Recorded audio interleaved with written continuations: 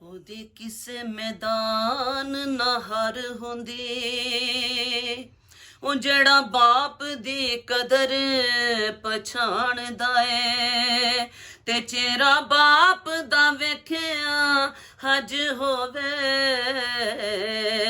ਇਹ ਗੱਲ ਤੇ ਹਰ ਕੋਈ ਜਾਣਦਾ ਏ।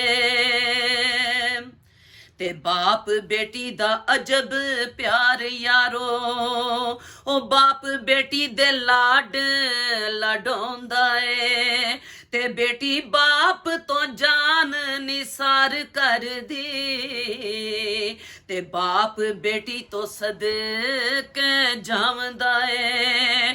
ਹੋ ਮੇਰੇ ਜਿਗਰ ਦਾ ਟੁਕੜਾ ਹੈ ਬੇਟੀ, ਨਬੀ ਪਾਕ ਹੁਦ ਫਰਮਾਉਂਦਾ ਏ, ਤੇ ਪੁੱਛੋ ਸ਼ਾਹ ਗਫਾਰੀ ਉਹਦੇ ਬਾਪ ਕੋਲੋਂ, ਉਹ ਜਦੋਂ ਬੇਟੀ ਨੂੰ ਡੋਲੀ ਪਾਉਂਦਾ ਏ, ਜਦੋਂ ਬੇਟੀ ਨੂੰ ਡੋਲੀ ਪਾਉਂਦਾ ਏ। ਤੇ ਚੇਤੇ ਆਉਂਦਾ ਸਾਨੂੰ ਨਿਤ ਤੇਰਾ ਪਿਆਰ ਬਾਬੁਲਾ, ਹੋ ਸਾਨੂੰ ਇੱਕ ਵਾਰੀ ਦੇ ਜਾ ਦੀਦਾਰ ਬਾਬੁਲਾ। ਹੋ ਟੁਰਨਾ ਬਾਬੁਲਾ ਤੂੰ ਮੈਨੂੰ ਸਿਖਾਉਣਾ ਸੈ,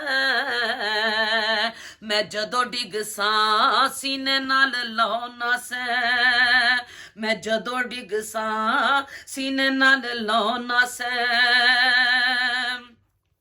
ਤੇ ਜਾਣ ਵਾਲੇ ਆ ਨਾ ਤੇ ਦੱਸ ਜਾ ਤੂੰ, ਉਹ ਕਿਹੜੇ ਦੇਸ ਜਾ ਕੇ ਡੇਰਾ ਲਾਉਣਾ ਸੀ ਤੂੰ, ਤੇ ਉਸ ਦਰ ਦੀ ਮੈਂ ਵੀ ਉਡੀਕ ਰੱਖਦੀ, ਉਹ ਮੁੜ ਕੇ ਜਿਹੜੇ ਦਰ ਵੀ ਫੇਰਾ ਪਾਉਣਾ ਸੀ ਤੂੰ, ਤੇ 2 ਦਿਨ ਦੇ ਹਾਸੇ ਵੀ ਨਾ ਦੇਂਦੋਂ, ਉਹ ਜੇ ਸਾਰੀ ਉਮਰ ਰੁਆਣਾ ਸੀ ਤੂੰ, ਤੇ ਕਾਨੂੰ ਬੱਚਿਆਂ ਦੇ ਨਾਲ ਪਿਆਰ ਪਾਇਆ,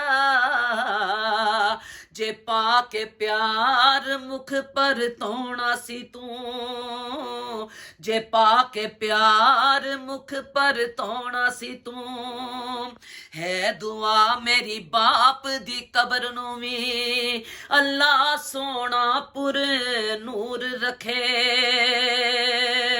ਤੇ ਵਸਨ ਰੱਬ ਦੀਆਂ ਰਹਿਮਤਾਂ ਹਰ ਵੇਲੇ, ਤੇ ਸਾਇਆ ਰਹਿਮਤ ਦਾ ਰੱਬੇ ਗਫੂਰ ਰੱਖੇ।